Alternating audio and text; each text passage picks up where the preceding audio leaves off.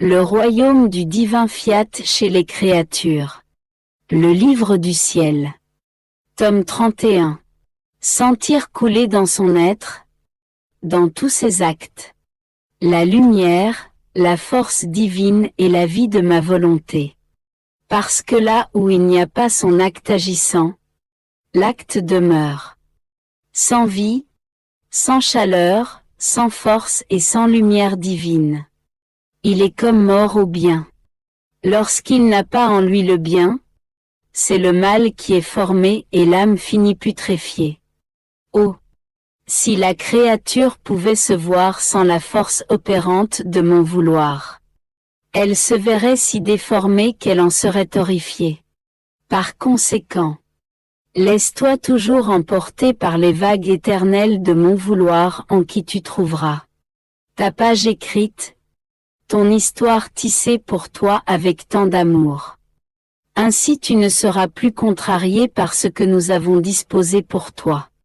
Tu trouveras que ce sont toutes des choses qui t'appartiennent. Par une absolue nécessité ils doivent former ta vie, remplir ton histoire, et satisfaire notre besoin d'amour, que nous voulions de toute éternité, qui est de faire connaître notre volonté. Sois fidèle, n'entrave pas notre amour et laisse-nous libres de développer nos admirables desseins formés sur toi. Après quoi je poursuivis mon abandon dans le divin fiat, et mon doux Jésus ajouta: Ma bonne fille, celle qui fait mon vouloir et vit en lui s'élève jusqu'à l'unité de ma volonté et descend en elle en toutes choses, afin de m'aimer en tout, en toutes les créatures, et en chacun de leurs actes. Et moi, mon amour, quoi que je fasse pour t'aimer en tout et dans tous leurs actes, et voulant couvrir chacun de mon amour afin que tu reçoives de l'amour de tous, je vois cependant que tout ne t'aime pas. C'est pour moi une tristesse parce que j'ai le sentiment que mon amour n'a pas la force vitale et que, par conséquent, je ne sais comment te faire aimer par tout le monde.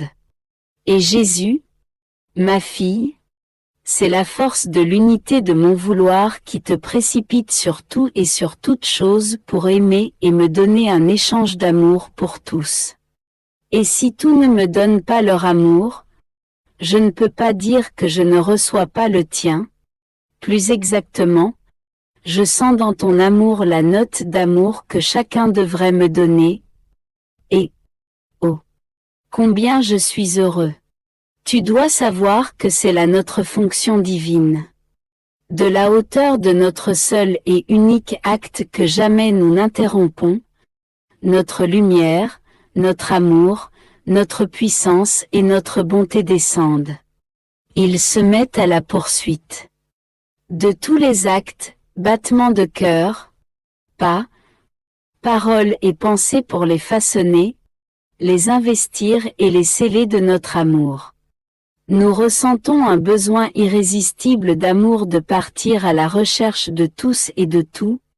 Rien ne nous échappe, pas même un battement de cœur, pour donner notre « je t'aime ». Et pourtant, les créatures ne nous aiment pas. Plus exactement, il y a celles qui fuient sous la pluie de notre amour. Mais nous continuons, nous n'arrêtons pas. Parce que notre nature divine est amour et elle doit aimer. Nous ressentons la satisfaction, le bonheur que notre amour nous donne en aimant. Il a la vertu d'aimer tout le monde et de s'étendre sur tout et partout. Il n'y aurait pas en nous la plénitude du bonheur si notre amour souffrait d'un manque de puissance d'aimer, ou même d'avoir à s'arrêter s'il ne reçoit rien en retour. Alors continue à aimer pour tous et à tout submerger de notre amour. Et bien que tu n'obtiennes pas tout ce que tu veux, tu ressentiras les notes de bonheur de notre amour en voulant nous aimer pour tous. Je suis toujours dans les bras du divin vouloir comme une petite enfant qui veut être bercée dans les bras de sa mère pour entrer dans un doux sommeil. Et si sa mère ne la berce pas? La pauvre petite ne se sent pas en sécurité. Elle est troublée. Elle pleure et implore sa mère de la prendre dans ses bras pour s'y reposer. Et elle se calme lorsqu'elle obtient ce qu'elle veut. Je suis comme cette petite enfant qui vient à peine de naître. Je ressens vivement le besoin d'être en sécurité dans les bras du Fiat pour être bercée et protégée.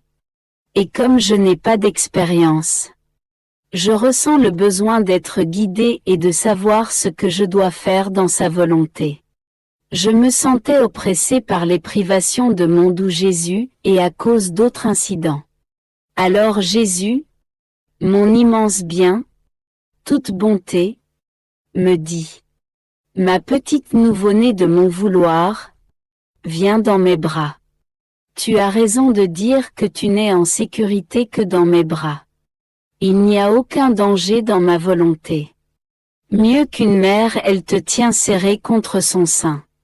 Elle te nourrit de sa lumière et de son amour.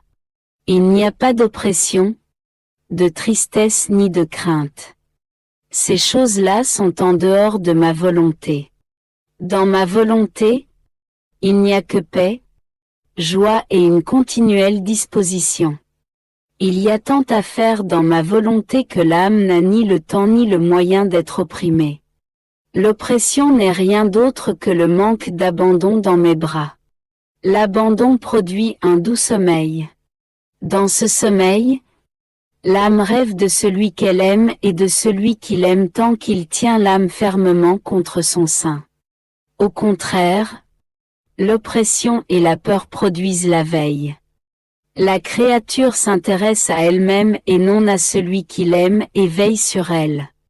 Tu dois savoir que faire ma volonté et vivre en elle forme ma vie en toi et qu'un abandon total appelle mes œuvres. La créature qui ne vit pas abandonnée en moi entrave ma vie et mes œuvres. Et je suis malheureux si je ne peux pas développer ce que je veux dans la créature. Par conséquent, abandonne-toi totalement en moi et je m'occuperai de tout. Après quoi j'ai fait mes rondes dans la création. Pour y placer mon échange d'amour en tout ce que Dieu a créé et préservé par pur amour.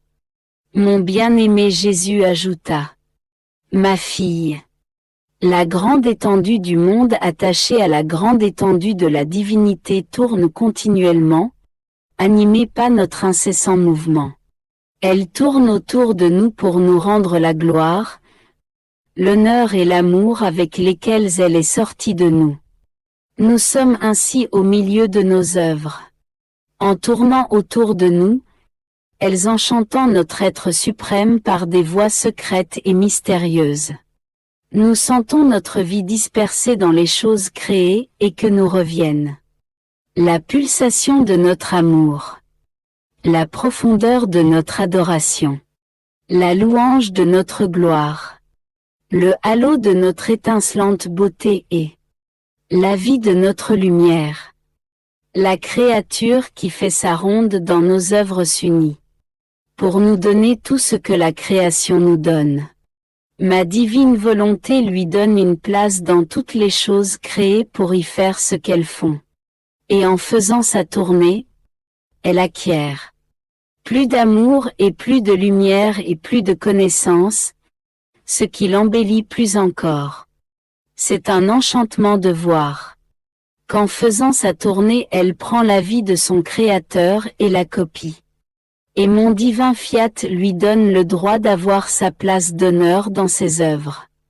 Qui vit dans notre volonté est inséparable de nous, et de la plus grande à la plus petite des œuvres de notre création.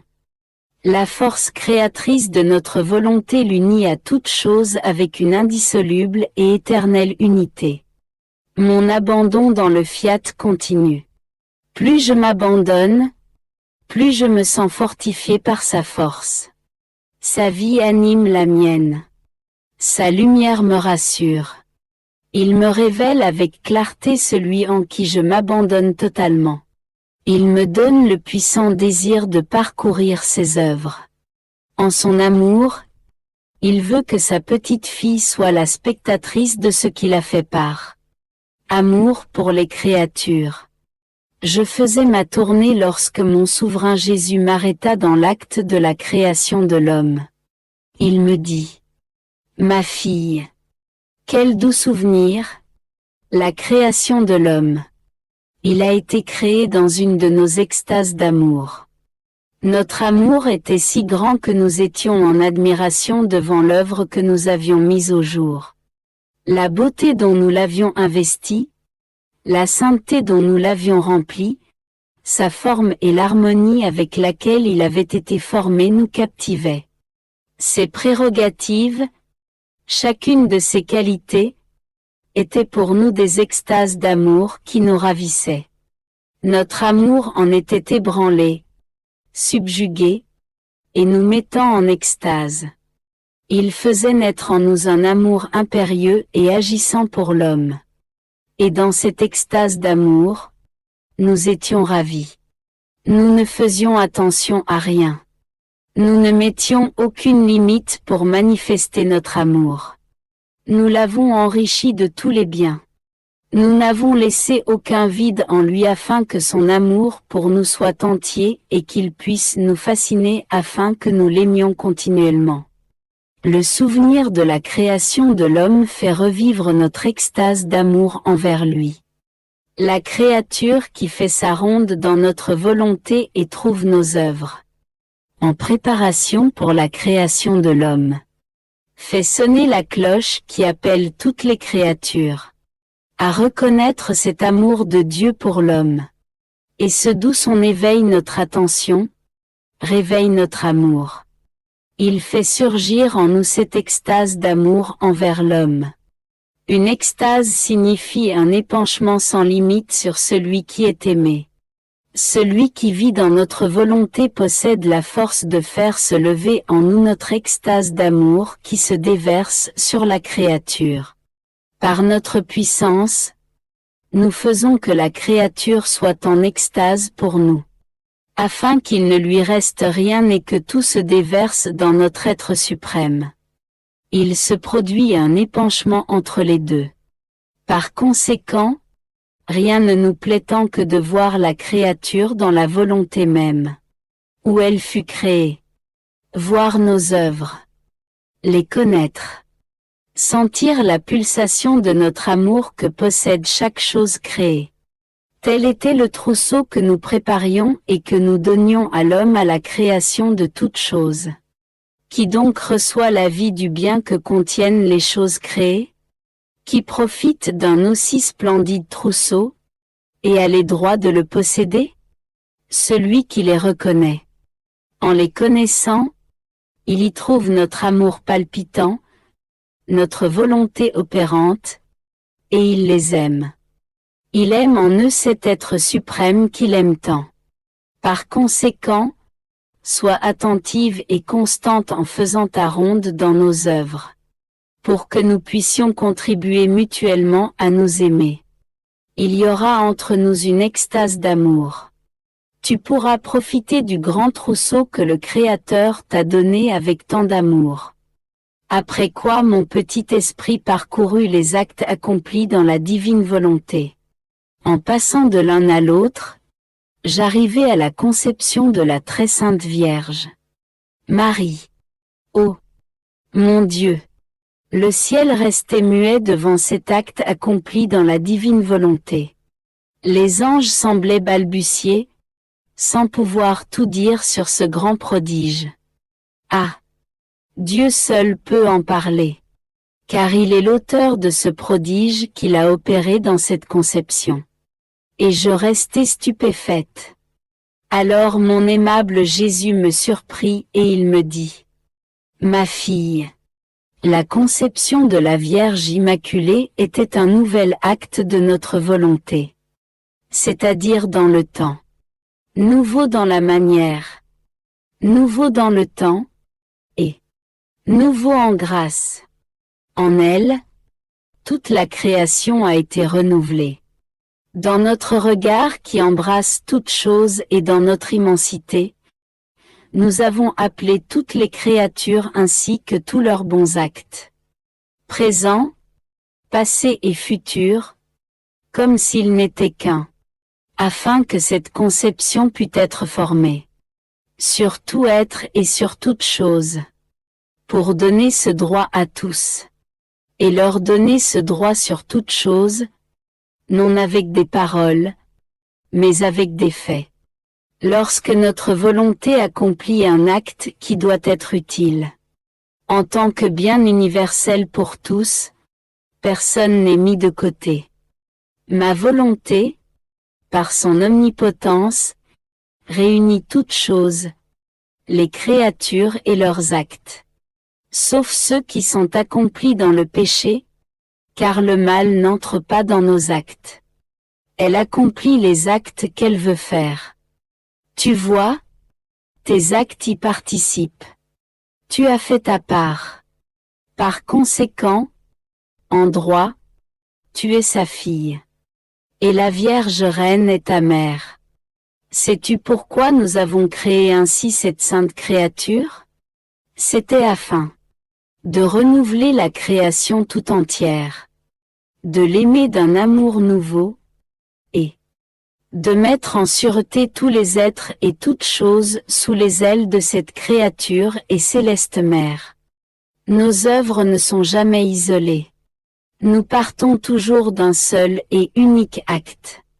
Si cet acte est un, il unit toutes choses et il accomplit toutes choses comme si tous les actes étaient un.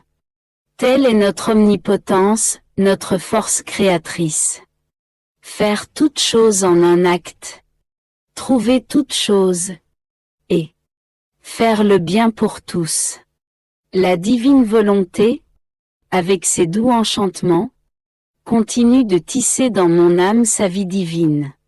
Elle la fait grandir, lui donne sa forme, la nourrit, la couvre de ses ailes de lumière et la cache si bien que pas même un souffle de vent ne peut empêcher la croissance de sa vie dans mon âme. Oh! Sans la divine volonté qui mieux qu'une mère se montre tendre et aimante et me garde dans ses bras, recouverte de lumière dans toutes les circonstances de ma vie. Oh! Ce serait sans elle trop pénible et je ne sais pas ce que je ferais. Mais sa lumière me calme et me fortifie, et je continue. Oh! Adorable volonté, combien je te remercie pour tant de bonté. Je t'offre l'infini de ton vouloir pour te remercier comme tu le mérites. Mon esprit était immergé dans sa lumière lorsque mon bien-aimé Jésus m'a refait sa courte visite et m'a dit: Ma bienheureuse fille, comme il est beau de voir la créature sous les ailes de lumière de ma volonté. La créature recouverte de cette lumière ne voit, ne sent et ne touche rien d'autre que sa mère de lumière qui la recouvre. Si d'autres créatures blessent, battent et remplissent cette créature d'amertume, elle s'enfonce plus profondément dans les bras de lumière et elle répond à ceux qui veulent la blesser avec un sourire de lumière et elle les ridiculise en confondant leur humaine perfidie. Ô puissance de ma volonté opérante! Elle échappe à tout. Elle triomphe de tout. Avec sa lumière, elle forme son trône de gloire impériale dans l'âme qui lui donne la liberté d'agir. Tu dois savoir que sa puissance est telle qu'elle prend tous les siècles pour n'en faire qu'un seul. Son règne s'étend partout. Tous les actes bons des créatures ne sont rien d'autre que des atomes qui, réunis ensemble, ne forment qu'un acte. Ils reconnaissent son pouvoir et se prosternent à ses pieds. Ils forment la gloire et l'adoration des générations humaines de cette volonté suprême. Le soleil en est un symbole, qui n'est rien d'autre que des atomes de lumière qui, assemblés, forment le soleil qui donne la lumière à la terre. Mais ces atomes sont armés d'une puissance divine. Chacun d'eux contient un pouvoir merveilleux, si bien qu'il lui suffit de toucher la terre. pour communiquer aux plantes les bienfaits et les merveilleux effets de la formation d'une vie distincte pour chaque plante et chaque fleur. De la même manière, les actes des créatures, bien qu'ils soient des atomes, contiennent le merveilleux pouvoir de ma volonté. Par conséquent, ils sont remplis de merveilleux effets. Tu dois savoir que lorsque la créature est disposée à accomplir un acte dans ma volonté l'arme de sa puissance et le simplifie. Elle forme le vide, forme la nature divine dans la volonté humaine. Victorieuse, ma volonté forme sa vie dans la volonté de la créature. Elle va toujours de l'avant. Elle ne s'arrête que si la volonté humaine lui barre la route en faisant sa propre volonté et non la mienne. Quelle offense que de barrer la voie de mon vouloir dans la volonté de la créature. J'ai créé les créatures afin d'avoir ces chemins dans la volonté humaine pour les parcourir continuellement et y avoir mon acte agissant. Et quiconque obstrue ma route veut arrêter la continuation de ma création, entrave mes pas et me lie les mains pour m'empêcher d'agir. Oh! Ne pas faire ma volonté semble peu de chose. Pourtant, c'est la plus grande des offenses et elle crie vengeance devant la divine majesté pour les pauvres créatures. Spécialement lorsque l'on sait que ma volonté veut une œuvre ou un sacrifice. Ne pas faire ma volonté, c'est se saisir de la vérité. Ce qui est un péché contre le Saint-Esprit qui crie vengeance devant Dieu. Connaître ma volonté et ne pas l'accomplir, c'est fermer le ciel, rompre les relations divines et ne pas reconnaître le divin mandat que chaque créature a l'obligation de connaître et auquel elle doit se soumettre, serait ce au prix de sa vie. Par conséquent, sois attentive, adore ma volonté et ce que j'ai disposé. Pour toi si tu veux rendre ton Jésus heureux. Je suis toujours la proie du divin fiat. Doubler reproduire l'amour qu'il avait en créant tant de choses pour moi. Il semble que le divin vouloir soupire après l'amour de ses créatures bien-aimées afin de trouver un endroit où reposer son grand amour. Le ciel, le soleil et le vent ne sont rien d'autre que des appels pressants pour nous dire « Je t'ai précédé avec mon amour, et ne me privez pas du tien point. » Je voyais que tout m'appelait à aimer mon Créateur. Alors mon bien-aimé Jésus me surprit et il me dit « Ma fille, j'ai créé un ciel constellé d'étoiles qui s'étend par-dessus ta tête. J'ai aussi créé un ciel en toi. Et ce ciel est ton âme qui s'étend partout, du sommet de ta tête à l'extrémité de tes pieds. Il n'y a pas d'endroit en toi où ce ciel ne s'étende. Tu as ainsi un ciel au-dessus de toi et un autre ciel en toi qui est plus beau encore. Et tout ce que ce ciel fait par le moyen de ta nature, c'est-à-dire penser, parler, marcher et souffrir, sont des brillantes étoiles dans le ciel de ton âme. Le soleil qui brille dans ce ciel est ma volonté. La mer qui s'écoule est ma grâce. Le vent est mes sublimes vérités qui forment les champs de fleurs des plus magnifiques vertus. Il n'aurait pas été digne de notre sagesse ni de la puissance de notre amour de seulement faire la création à l'extérieur et non à l'intérieur de la créature. En laissant ainsi l'intérieur, la partie vitale et essentielle, sans un ciel avec des étoiles et des soleils. Non, non. Lorsque nous accomplissons une œuvre, nous la remplissons à l'extérieur comme à l'intérieur de nos créations et de notre vie. Si bien qu'il ne doit pas y avoir une particule de son être qui ne ressente pas la vie et la force de nos œuvres créatrices. C'est pourquoi nous aimons tant la créature qui est notre œuvre. Nous laissons en elle notre vie pour préserver ce que nous avons créé. C'est pourquoi quiconque ne sent pas en lui la vie de ma volonté la connaît en théorie, mais non en pratique. Lorsqu'un bien est connu et mis en pratique, il a la vertu de former la substance de la vie du bien qui est connu. Sinon, le bien resterait sans être mis en pratique.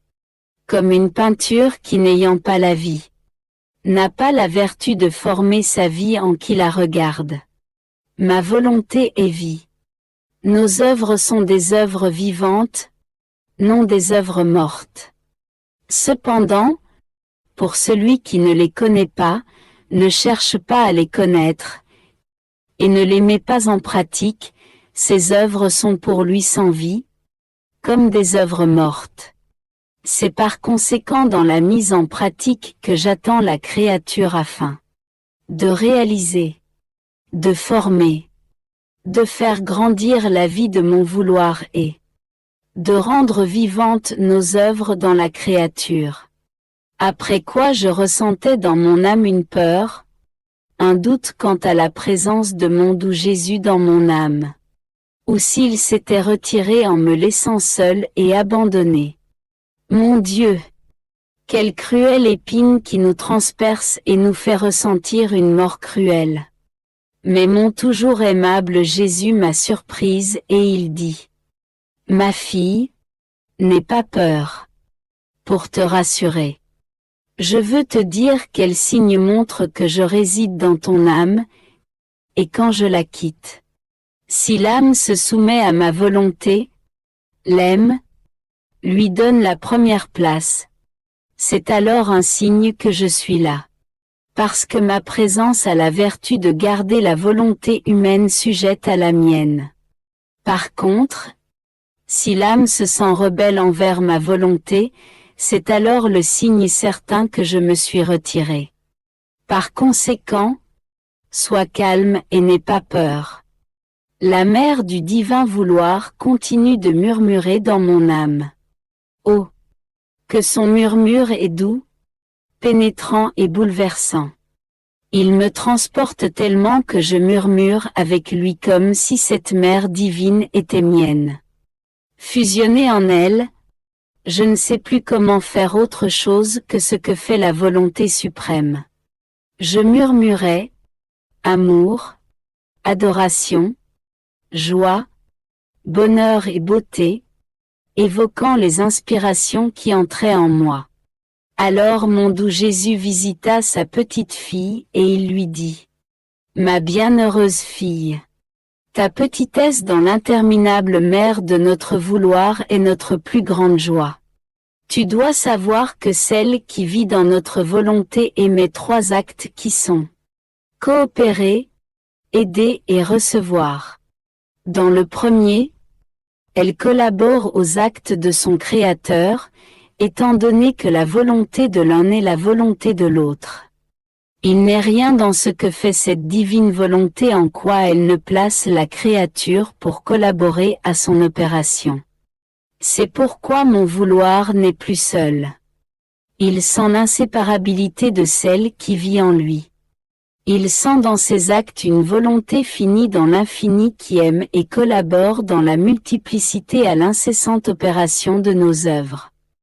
Ainsi, quiconque vit dans notre volonté brise notre solitude, nous sentons sa participation dans notre mère divine. Par un continuel épanchement de sa petitesse en nous, elle acquiert les droits de notre vouloir afin de faire ce qu'il fait. Oh! Tu ne peux pas comprendre notre bonheur, notre joie, de sentir que la créature collabore afin de ne rien faire d'autre que ce que nous faisons. L'acte de coopération donne naissance à l'acte d'assistance. L'âme coopère et aide. Nous ne faisons rien sans qu'elle le sache et y collabore. Comment cacher quelque chose à celle qui est déjà avec nous, qui collabore et a sa place dans notre vouloir? Mais ne fera-t-elle que collaborer et aider? Oh! Non! Un autre acte se lève. C'est celui de recevoir comme sien et comme nôtre. l'infini de notre amour et de nos œuvres. Si bien que sa petitesse ne sait où mettre un si grand amour et de si grandes œuvres. Et elle reste par conséquent dans notre vouloir avec tout le dépôt des biens qu'elle a reçus, et cela de droit, parce que dans ce vouloir, il y a ce qui est à elle.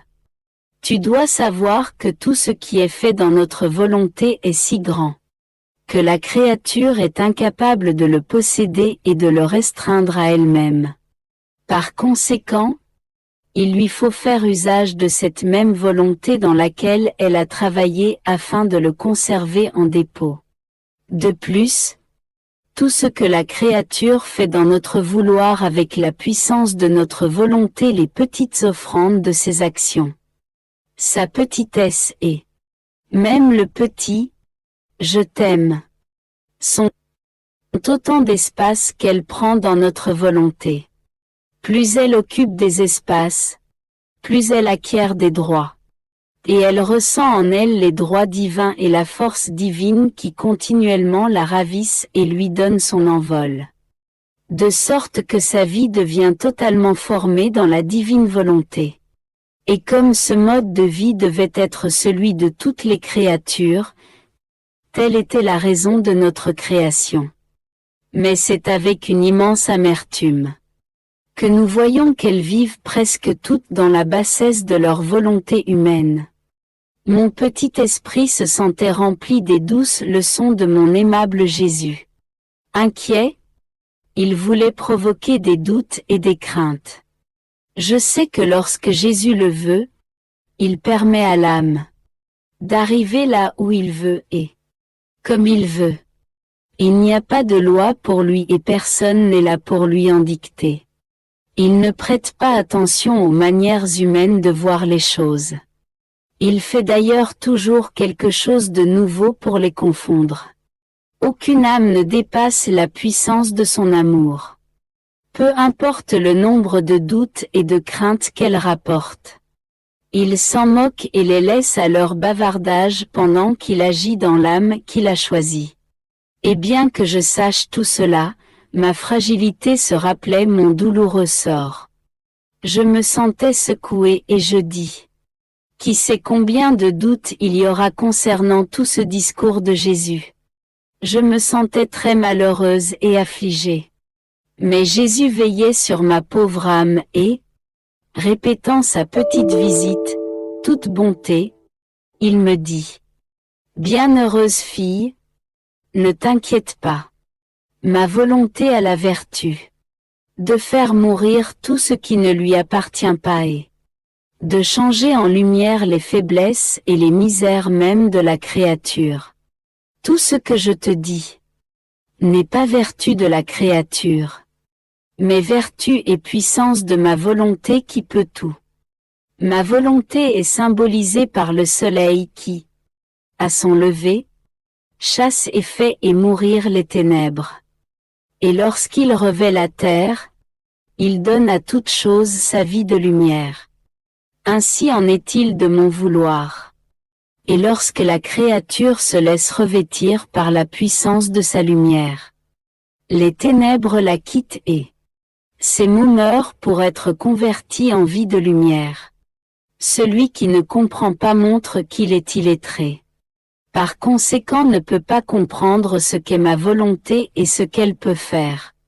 Il ne peut pas non plus comprendre ce à quoi peut parvenir. Celui qui vit dans ma volonté est peut être investi de sa lumière. Par conséquent, laisse-les parler. Je vais agir et ils continueront à parler.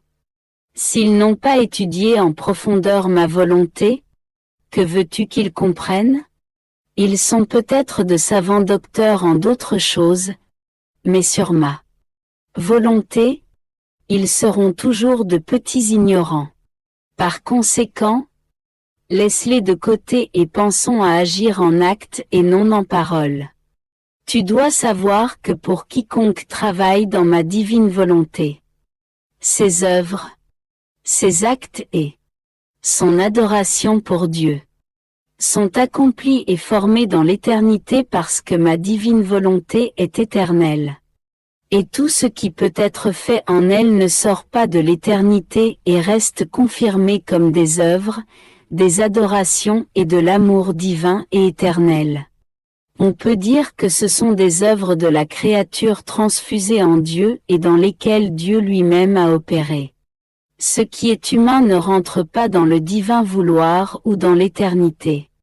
Pour entrer, ce qui est humain doit perdre sa vie afin de réacquérir la vie des œuvres de Dieu lui-même.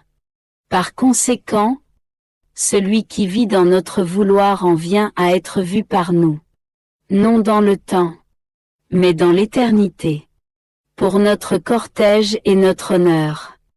Ses actes doivent être nos actes. Son amour notre amour. Nous sentons que la créature vient dans notre vouloir nous donner une occasion. De nous permettre d'agir et de lui donner notre amour afin que nous soyons aimés avec notre propre amour. Tout doit être nôtre. Tout ce que fait la créature doit être imprégné de l'image de son Créateur. Par contre, celle qui œuvre en dehors de ma divine volonté opère dans le temps. Tout ce qui est fait dans le temps, ce sont des œuvres sans confirmation, ou plutôt, qui doivent attendre le jugement pour être confirmées ou condamnées, ou purifiées par le feu du purgatoire. Elles sont considérées comme des œuvres de la créature où pourrait manquer la plénitude de la sainteté, de l'amour, et de la valeur infinie. C'est tout le contraire pour qui œuvre dans notre volonté. Comme ce sont nos actes, tous possèdent la plénitude de sainteté, d'amour, de beauté, de grâce, de lumière et de valeur infinie.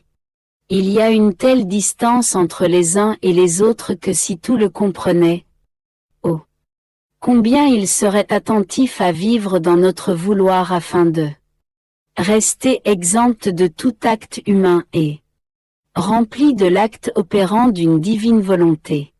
Par conséquent, sois attentive et ne fais rien qui ne soit imprégné et vidé par la lumière de ma volonté. Tu me rendras immensément heureux, en me permettant d'agir en Dieu que je suis. Ainsi je t'attends dans ma divine volonté afin de toujours aller vers toi, d'étendre mes bras vers toi pour agir en toi, et de pouvoir parler et rester avec toi pour entretenir de douces conversations et te manifester les secrets mystères de mon fiat suprême. Après quoi je pensais à tout ce que Jésus, mon immense bien, m'avait dit. Et c'est comme si des doutes et des difficultés voulaient se lever en moi. Et lui, avec une inexprimable maîtrise, me dit, « Ma bonne fille, ne sois pas étonnée de tout ce que je te dis. Tout est possible à ma volonté. L'impossible n'existe pas. Si la créature se laisse conduire par ma volonté, tout est fait. Tu dois savoir que tout ce que je te dis sert à former, ordonner et harmoniser le royaume de la divine volonté. Je refais ce que j'ai fait dans la création. J'ai prononcé le fiat. Puis il y eut un silence. Et bien qu'il parle de jours, en ces temps les jours n'existaient pas. Par conséquent, on peut aussi parler d'époques au cours desquelles j'ai formé la grande machine de l'univers. Je parlais et je travaillais, et j'étais si satisfait de l'œuvre produite par ma parole que mon fiat me disposait, ravi, à prononcer un autre fiat, puis un autre encore. Et mon fiat ne s'arrêta que lorsque je vis que rien ne manquait à mon œuvre, que tout était somptuosité, beauté, ordre, harmonie, et que pour jouir de mes œuvres, j'y demeurait comme vie. Mon fiat est resté comme gardien, ce même fiat qui avec sa puissance me liait à mes œuvres et m'en rendait inséparable. Tout est dans l'énonciation de mon premier fiat. En donnant mes premières leçons, j'ai déposé dans l'âme la puissance et l'œuvre de mon fiat. Lorsque je commence, je peux dire que je n'arrête pas avant d'avoir achevé mon œuvre. Que dirait-on si la création était à moitié terminée? Ce ne serait pas une œuvre digne de moi et mon amour n'aurait pas été exubérant. C'est pourquoi un fiat m'attire et ravit le suivant. Il forme le vide dans la créature, pour placer l'ordre et l'harmonie de mon fiat opératif. Il dispose la créature et m'impose de donner d'autres leçons afin de former tous ensemble de nombreux actes.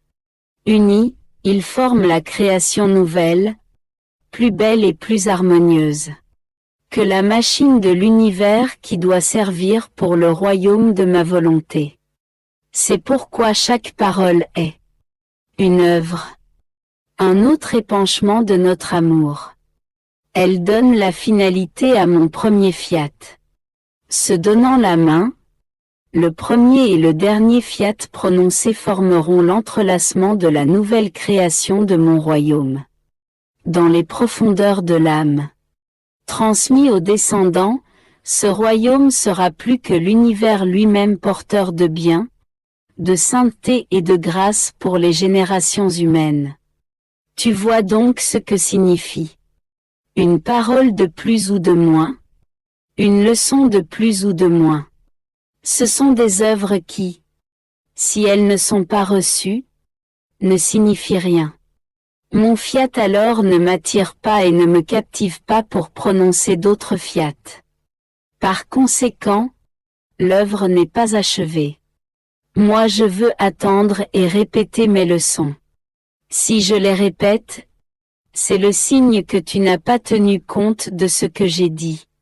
Et je veux que rien ne manque parce que tout ce que j'ai à te dire sur ma volonté a été établi. Par conséquent, sois attentive et laisse-moi faire ce que je veux. Après quoi je pensais à ce qui était écrit au commencement de cette section, que quiconque agit dans la divine volonté travaille dans l'éternité, et que celui qui agit en dehors d'elle travaille dans le temps. Je me disais, pourquoi cette grande différence? Jésus, mon immense amour, ajouta. Ma fille, c'est facile à comprendre. Suppose que tu aies reçu de l'or avec lequel tu as pu fabriquer un grand nombre de beaux objets en or. Mais si je t'avais donné du cuivre ou de l'acier, tu n'aurais pas pu changer en or le cuivre ou l'acier et tu aurais par conséquent fabriqué des objets en cuivre et en acier. Compare maintenant ces objets de cuivre et d'acier avec les objets en or. Quelle différence dans leur valeur! Et pourtant, tu y as consacré le même travail. Tu as fait des objets identiques. Mais à cause de la différence dans le métal, les objets en or sont étonnamment supérieurs aux autres en valeur, en beauté et en élégance. Pour celui qui agit avec sa volonté humaine. Même en faisant le bien, comme il est dans le temps, on peut dire que tout ce qu'il fait, ce sont des œuvres temporelles et sujettes à des milliers de misères.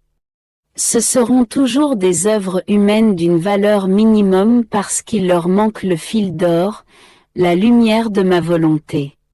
Mais celui qui agit en ma volonté aura ce fil d'or en son pouvoir, il aura en plus le Créateur opérant dans son acte. Il aura en son pouvoir l'éternité, et non le temps. C'est pourquoi il n'y a pas de comparaison suffisante pour exprimer la différence entre les deux. La vie dans ma divine volonté est exactement ceci. Ma volonté à l'acte premier est opératif dans la créature.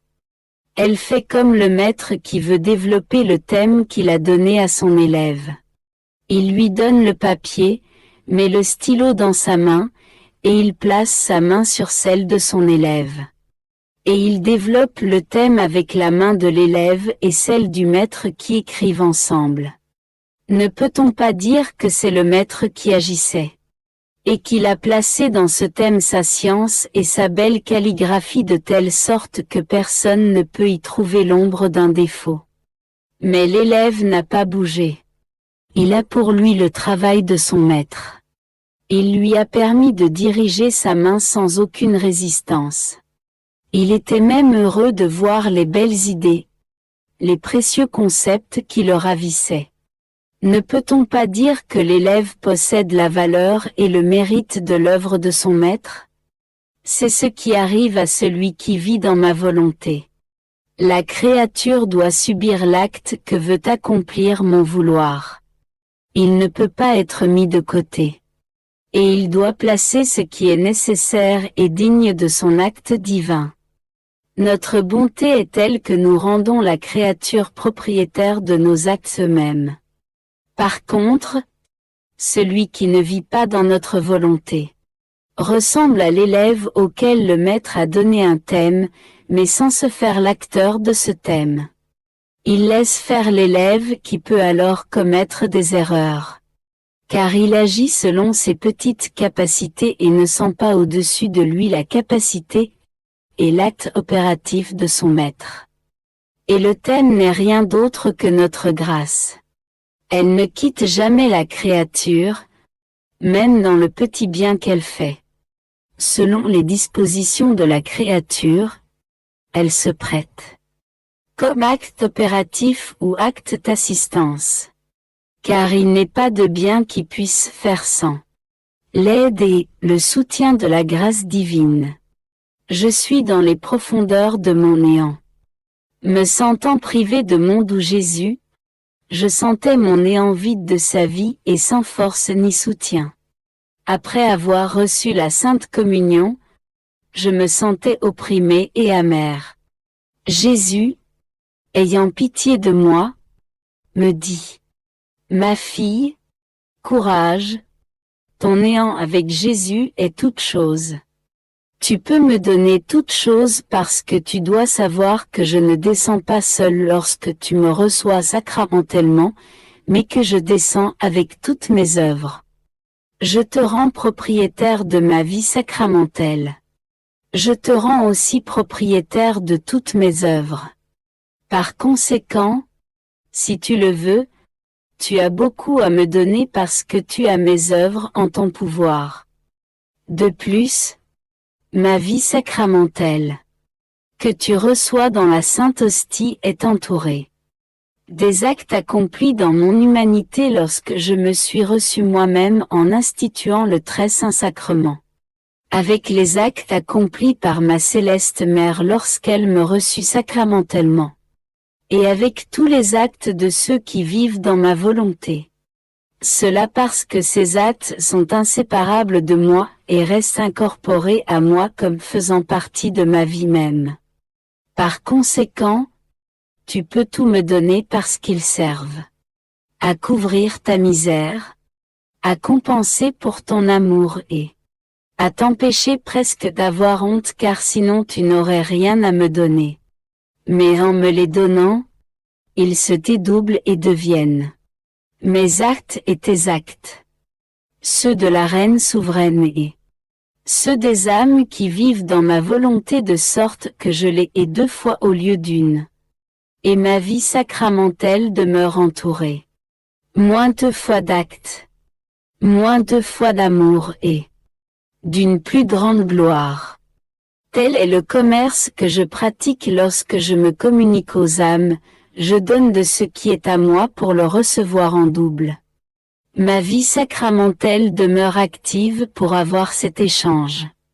Mais hélas, combien n'en font aucun usage? Et ces âmes restent sans rien avoir à me donner. Je suis privé d'une nouvelle cour, sans leurs actes et avec la peine de ne pas pouvoir exercer mon commerce d'amour. Tu ne me feras pas cela. Parce que si je viens, c'est aussi parce que je veux me donner moi-même. Et me recevoir, quoi que la créature puisse me donner. Cela forme ma satisfaction, mon bonheur et mon paradis dans le très saint sacrement. Donner et ne rien recevoir des créatures forme mon purgatoire dans la petite prison de l'hostie sacramentelle. Un purgatoire que l'ingrate créature forme pour moi. Par conséquent, sois attentive et avec courage et sans réserve aucune. Donne-moi ce qui est mien et donne-moi tout de toi-même afin que je puisse dire. Je lui ai tout donné et elle m'a tout donné. Tu formeras ainsi mon bonheur et mon commerce d'amour. Après quoi je faisais ma ronde dans la divine volonté. Il me semblait que toutes les choses créées, les unes après les autres, m'invitaient à les connaître comme œuvre du fiat omnipotent, où il attendait mon petit échange d'amour. Et si petit qu'il soit, il le voulait, il le demandait, afin d'obtenir la raison d'avoir fait toute la création. J'essayais de suivre la divine volonté. Alors mon aimable Jésus répétait sa petite visite. Il me dit, « Ma bienheureuse fille, tout ce que notre paternelle bonté a accompli dans la création et la rédemption n'a pas encore reçu l'échange de la part des créatures. La raison en est que le dessein pour lequel la création fut créée était que l'homme accomplirait notre volonté en toutes choses. La volonté opérante dans la création devait obtenir son acte opératif continuel dans la créature. De telle sorte que l'écho de l'une devait former l'écho de l'autre pour ne faire qu'un. Mais la vertu opérante de ma volonté reste seule avec toute sa magnificence, sa puissance, sa sagesse et sa beauté. Elle demeure dans la sphère céleste mais dans l'homme, elle est réprimée. L'homme n'a pas en lui ma volonté opérante. Ainsi il n'a pas l'oreille pour entendre sa vertu opérante dans la création. Par conséquent, n'ayant pas atteint leur dessein, nos œuvres demeurent sans échange. Le dessein forme l'échange de toute œuvre accomplie, grande ou petite. Tu dois être convaincu que personne ne travaille dans l'ordre divin ou dans l'ordre humain sans le dessein d'obtenir un échange. Ce dessein peut être appelé le commencement de la vie d'une œuvre. L'échange en est l'accomplissement. Oh! Combien d'œuvres n'auraient pas de commencement s'il n'y avait pas le dessein? Et il resterait à mi-chemin s'il n'y avait la certitude de l'échange. L'échange soutient des sacrifices inouïs. Il confère à Dieu et aux créatures l'héroïsme excessif. Or, si ma volonté ne forme pas son royaume dans les âmes, et si elle ne lui donne pas la liberté de les dominer par sa vertu créatrice et opérante, le véritable échange ne nous est pas donné. Nous serons par conséquent toujours dans l'attente, nous verrons nos œuvres merveilleuses. À mi-chemin et sans l'accomplissement de notre dessein. Il manque ainsi la chose la plus belle, l'acte le plus important, le dessein en vue duquel toutes choses furent créées. Tu vois donc combien il est nécessaire que vienne le royaume de ma divine volonté. Plus encore, en ne recevant pas son échange, notre œuvre créatrice reste suspendue et ne peut pas poursuivre l'œuvre de création. Car il est établi qu'à partir de la création extérieure que possèdent les créatures, la création intérieure dans les profondeurs de l'âme devait être poursuivie.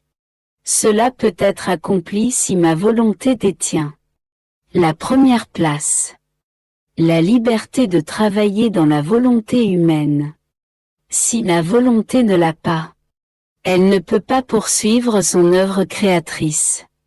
Elle en est empêchée, incapable de créer des cieux, des étoiles et des soleils nouveaux, ainsi que tout le reste, sans pouvoir poursuivre nos œuvres et sans être capable de continuer ce que nous avons établi de faire dans les créatures en vertu de notre volonté. Comment pouvons-nous avoir l'échange?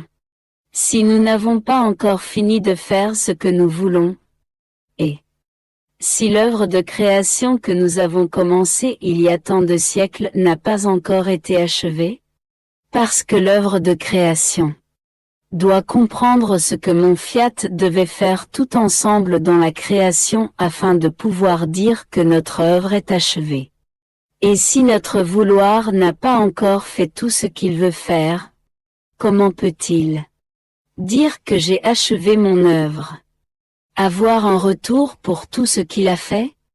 Lorsque nous aurons obtenu le dessein de la créature, faisant toutes choses dans notre volonté et vivant en elle, ayant son règne afin de laisser le champ libre à la magnificence de ses œuvres. Lorsque le dessein de la volonté de l'un sera le dessein de l'autre, alors nous pourrons recevoir l'échange de tout ce que nous avons accompli par amour pour les créatures.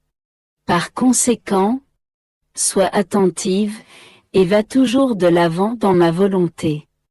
Je recommence toujours à neuf ma ronde dans les actes de la divine volonté.